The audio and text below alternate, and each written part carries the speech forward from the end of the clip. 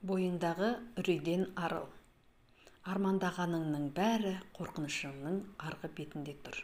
Джордж Эдейр. Қорқыныш пен үрей Алланың адам табиғатына орнықтырған ең керекті сезімдердің бірі. Басыңа келер қауіп-қатерден қорғану үшін бұл сезім аса қажет. Егер бұл қасиет болмаса, жауапкершілікті мүлде сезінбес едік. Бәлкім, қайнап тұрған суға, жанып тұрған отқа түсуден де, биіктен секіре салудан да қорықпас едік. Қорқыныш сезімі болмағанда, батырлық пен ерліктің де қадірі болмас еді. Қорқу сезімі адам жаратылысындағы табиғи құбылыс. Адам қорыққанда мидың бірнеше бөлігі қызмет етеді. Әрқайсысының өз міндеті бар. Мәселен, таламус мүшелерден көз, құлақ, дене және тағы басқа секілді келген ақпаратты қайда жіберетінін шешеді. Соматосенсор қыртысы келген ақпаратты түсіндіреді. Гиппокамп жадқа жауап береді және не болып жатқанын анықтайды. Амигдала келер қауіпті анықтайды және қорқыныш пайда болған сәттерді есте сақтап қалады. Ал гипоталамус ағзаның қорғану реакциясын іске қосады. Бұл әдеттегі қорқыныштың жүріп өтетін жолы. Енді осы кезде адам белгісіздікке қадам басып, тәуекел еткенде, гиппокамп бұл әрекеттің нәтижесін болжай алмай қалады. Ал соматосенсор қыртысы не болатынын түсіндіре алмайды. Сөйтіп адам миы отқа түскен көбелектің күйін кешеді. Адам баласы ең үлкен қорқынышты сезінеді. Бүкіл ағзасымен қоса жан дүниесі де қорыққаннан қайтерін білмей дал болады. Сөйтіп, гипоталамус бірден бар күшімен іске кірісіп, тәуекелдің жолын бөгейді. Нәтижесінде адам жаңа нәрсе жасаудан тартынады да, осыдан кейін өзі секілді мыңдаған бейбақ жүрген соқпақ жолға түсіп кетеді. Мұндай адам ешқашан бар әлеуетін толық аша алмайды. Әйтеуір жаны бар адамның ғұмырын кешіп өтеді. Демек, барлық адам қорқады. Бауыржан Момышұлы айтпақшы, ешкім іштей батыр болып тумайды. Батырлық та мінез секілді өскен орта, көрген тәрбиеге байланысты қалыптасады. Жетістікке жеткен небір мықты тұлғалардың басқа адамдардан айырмашылығы іштегі орынсыз қорқынышын жеңіп, үрейге қарсы жүзе алуында жатыр. Ал ынжық пенде өз үрейіне қамалып, қорқынышты ойларына мат алып, әрекетсіз бір орында қала береді. Теодор Рузвельттің мына сөзі қандай орында айтылған? Жеңіліссіз жеңіс тұғыры болмайды. Кез келген талпыныстың қателіксіз жүзеге асуы екі талай. Іс жасаған адам міндетті түрде қателіктің дәмін татады. Жеңілістің ащы, жеңімпаздың тәтті дәмін татпай, адам шынайы жетістікке жетпейді. Жақсылық жолында қателесу тұғыры биік абыройлы іс.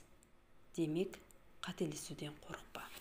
Альберт Эйнштейннің өмірде қателесіп көрмеген адам, ешқашан жаңа нәрсе жасап көрмеген адам деген қанатты сөзі бар. Меніңше, еш нәрсе жасамаған адам да қателеседі.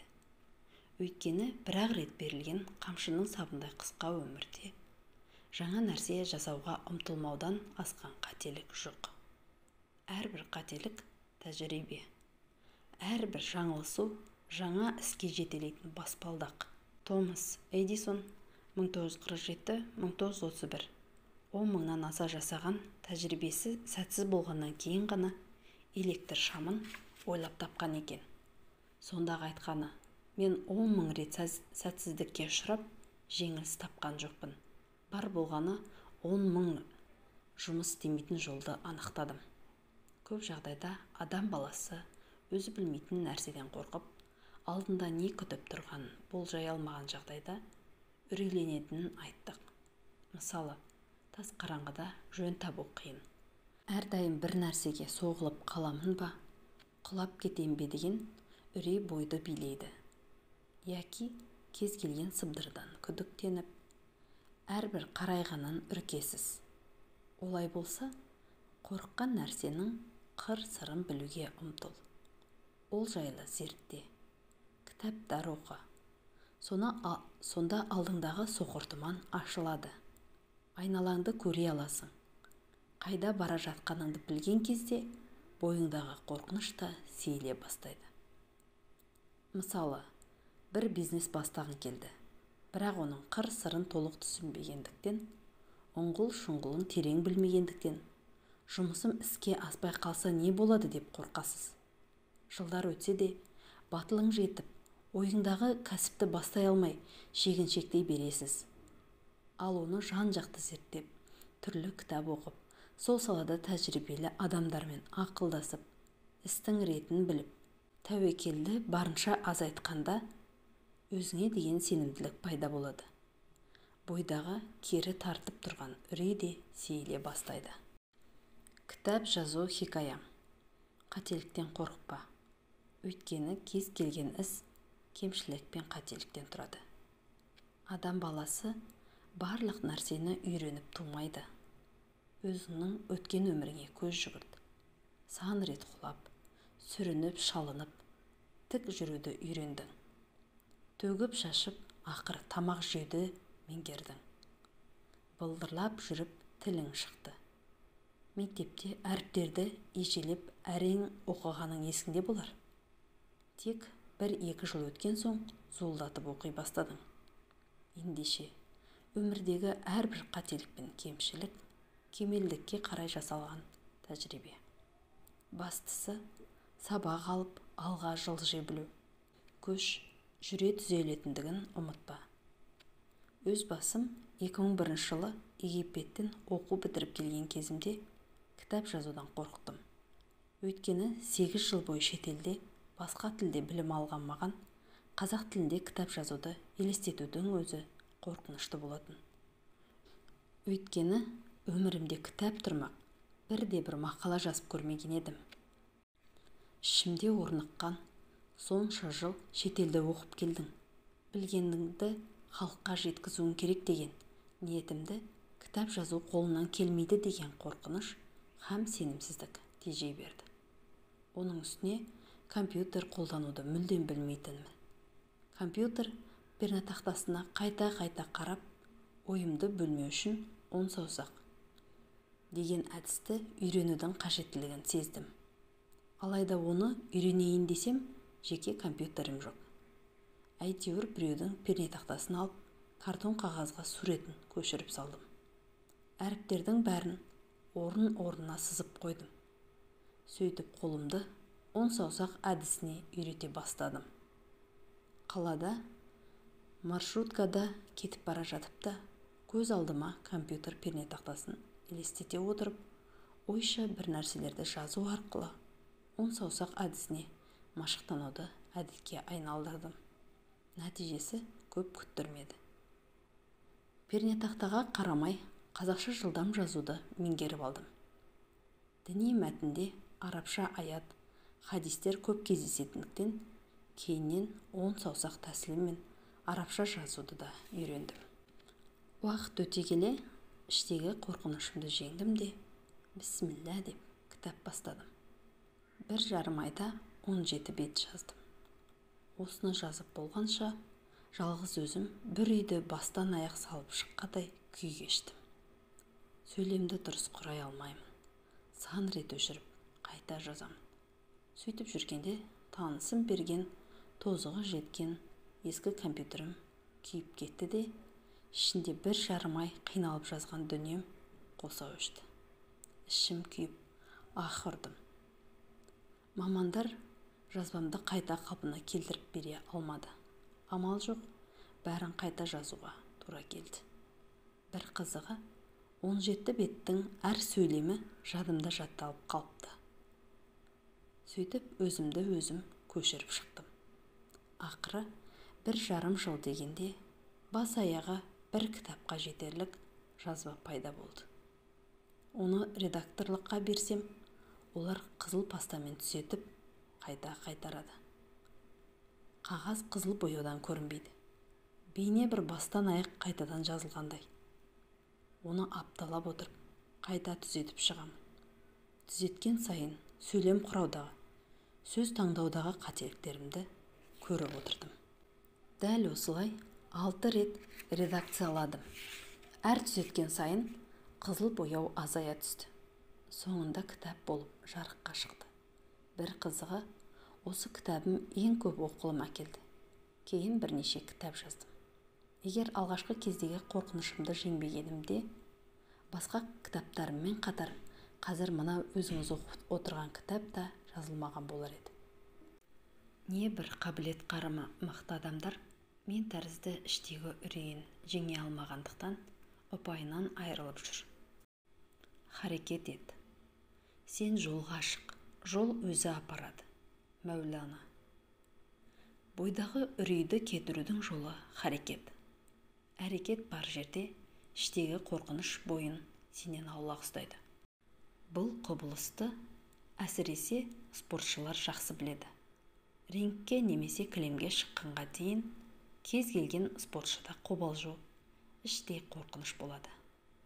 Бірақ шаршы алаңға шыққан соң бойдағы үрей сап тыйылады. Қазақтың көз қорқақ, қол батыр дегені осы. Мәселе батылдығың жетіп, ниеттенген ісіңді бастай білуіңде. Басталған соң үрейленуге уақыт болмайды. Ендеше қарекет қыл. Екіленіп іркілме. Бойдағы қорқынышқа қарсы шық. Бала кезімде әкем мені кеш батқанда ат арқандауға жұмсайтын. Кей күндері аспанды бұлт торлап, дала қап-қараңғы, бір адам жер көрінбейтін сәттер болады. Бойда аздап қорқыныш сезімі пайда болатын. Мұндай кезде мен аяғымды нық басып, аузыма түскен өлеңді әндетіп, қараңғыға сүңгіп кететімін. Қорқынышыма қарсы жүретімін. Аздан кейін қорқынышта сейілетін. Тәуекел ет. Тәуекел түбі желқайық, өтесің де кетесің. Уайым түбі тұңғиық, батасың да кетесің. Мақал.